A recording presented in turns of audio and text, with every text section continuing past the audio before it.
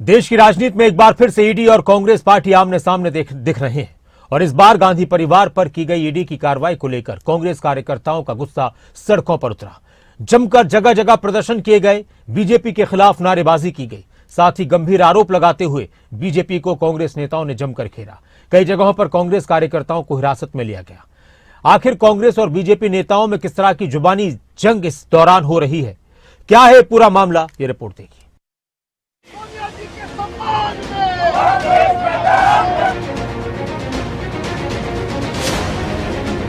देश की राजनीति में एक बार फिर से ईडी सुर्खियों में है और सुर्खियों में रहने के कई कारण।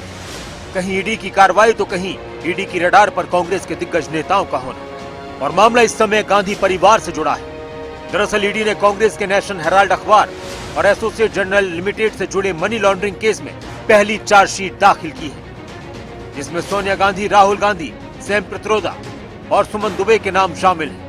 और इस सब के विरोध में कांग्रेस कार्यकर्ताओं की तरफ से देश भर में ईडी दफ्तरों के बाहर विरोध प्रदर्शन किया गया। दिल्ली में पार्टी मुख्यालय के सामने प्रदर्शन कर रहे कार्यकर्ताओं को दिल्ली पुलिस ने हिरासत में लिया। कांग्रेस का आरोप है कि पूरा देश जानता है कि ईडी और सीबीआई भारत सरकार का राजनीतिक हथियार है।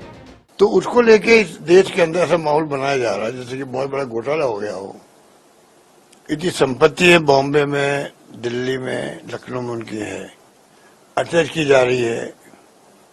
600-700 करोड़ संपत्ति हैं, जैसे उन्होंने चुनाव के पहले किया था कि एआईसीसी के अकाउंट सब सीज कर दिए। ये डेमोक्रेसी की हत्या करने के काम करते हैं बार बार। ये बात पूरा देश जानता है, बच्चा बच्चा जानता है कि ईडी और सीबीआई भारत सरकार का एक पॉलिटिकल टूल है। सोनिया गांधी जी की जो पब्लिक लाइफ है और पब्लिक डोमेन में है, उन पे कोई एक उनकी छवि को धूमिल करने की एक नाकाम कोशिश है।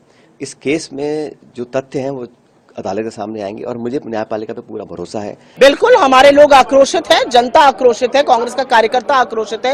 एक 12 साल के फर्जी केस में आपको 365वें दिन याद आया चार्जशीट दायर करने के लिए। चार्जशीट में आपने मनी लॉन्ड्रिंग का केस लगाया है, उस केस में जहां पर एक पैसे का लेन देन नहीं हुआ, एक एसेट ट्रांसफर नहीं हुआ। उस केस में जहां पर यंग इंडियन एक नॉट फॉर प्रॉफिट कंपनी है जो कि सेक्शन 25 के अंतर्गत है, वो अपने किसी शेयर होल्डर को एक नए पैसे का मुनाफा, सैलरी, डिविडेंड कुछ नहीं दे सकता है। एक ऐसे केस में एजेएल जो नेशनल हेराल्ड छापता था, उसके खिलाफ आप ये कर रहे हैं। असलियत ये है कि ये नरेंद्र मोदी जी की प्रतिशोध की राजनीति है, ये मोदी जी की घिनौनी राजनीति है और इसका सामना हम कोर्ट में करेंगे। लेकिन जो लोगों का आक्रोश है, जो जनता आक्रोश है, जो हमारे कार्यकर्ताओं का आक्रोश है, वो बिल्कुल आपको दिख रहा है, क्योंकि ये दिखाता है कि नरेंद्र मोदी जी डरते हैं। सरकार जब से आई है, मोदी जी की जो सरकार, ये केवल विद्वेष की भावना से कार्रवाई कर रही है। ईडी का इस्तेमाल केवल और केवल विपक्ष के नेताओं पर, विशेष रूप से आज देख सकते हैं कि गांधी परिवार के ऊपर लगातार इन्होंने ईडी की कार्रवाई की है। कांग्रेस ने इस समय ईडी की कार्रवाई को लेकर नाराजगी जताई है। कांग्रेस कार्यकर्ताओं में आक्रोश, लेकिन ईडी अपनी कार्रवाई से पीछे हटने के इरादे में नहीं। दरअसल इस मामले में ईडी ने कई गंभीर आरोप लगाए। ईडी के मुताबिक 2000 करोड़ की संपत्तियों पर 50 लाख रुपए में कब्जा किया गया। कंपनी के 76% शेयर सोनिया गांधी और राहुल गांधी के पास है। अपराध से अर्जित आय 988 करोड़ रुपए मानी गई।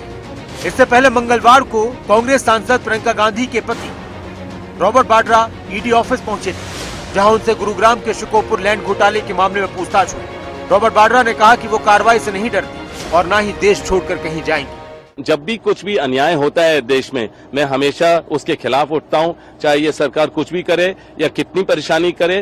तो मुझे हमेशा लगा है कि जब मैं लोगों की आवाज बुलंद करता हूं, जो अन्याय हो रहा है उसके बारे में जिक्र करता हूं, या खुद अगर मेरी कोई भी इच्छा होती है या लोगों की इच्छा होती है कि मैं सक्रिय राजनीति में आऊं, तो उस समय भी एजेंसियों का दुरुपयोग होगा। व्हाट्सएप बाहर निकलता है कि मैं अवॉइड कर रहा हूं, कभी भी अवॉइड नहीं करूंगा। मैं इस देश में हूं, कभी देश छोड़ के नहीं जाऊंगा। जितने सवाल हैं उसके जवाब दूंगा, तो कभी भी कोई इश्यू नहीं है।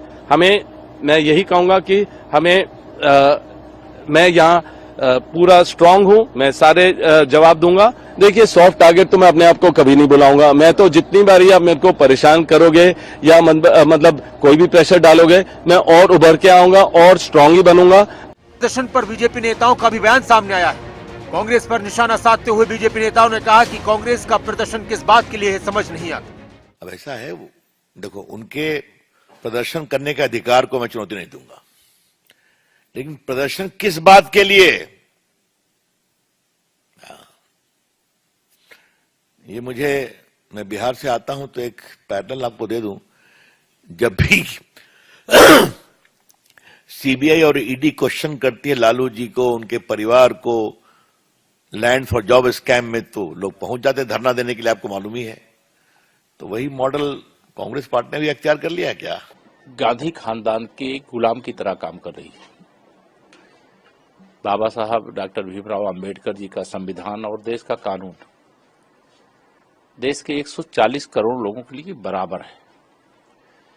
नेशनल हेराल्ड मामले में एक बड़ा भ्रष्टाचार हुआ था, बड़ा घोटाला हुआ था, और उस भ्रष्टाचार की जांच जब कांग्रेस की ही सरकार थी देश में तब शुरू हुई थी, और जांच का निष्कर्ष ये निकला कि उसका इतना बड़ा घोटाला और उसके जो मुख्य शेयर होल्डर थे उसमें श्रीमती सोनिया गांधी, श्री राहुल गांधी और उनके जो कांग्रेस के कई वरिष्ठ नेता थे, अब दो तो उसमें अब रहे भी नहीं। देखो, ईडी ने सारा केस अध्ययन करने के बाद इनको भी बार बार अपनी बात कहने का मौका देने के बाद अब जो ईडी ने उसमें पाया अनियमितताएं, वो अनियमितताएं सारा देश भी जानता है, तो इसलिए उन्होंने अब उसकी फर्दर कार्रवाई करने के लिए उन्होंने चार्जशीट दाखिल की है।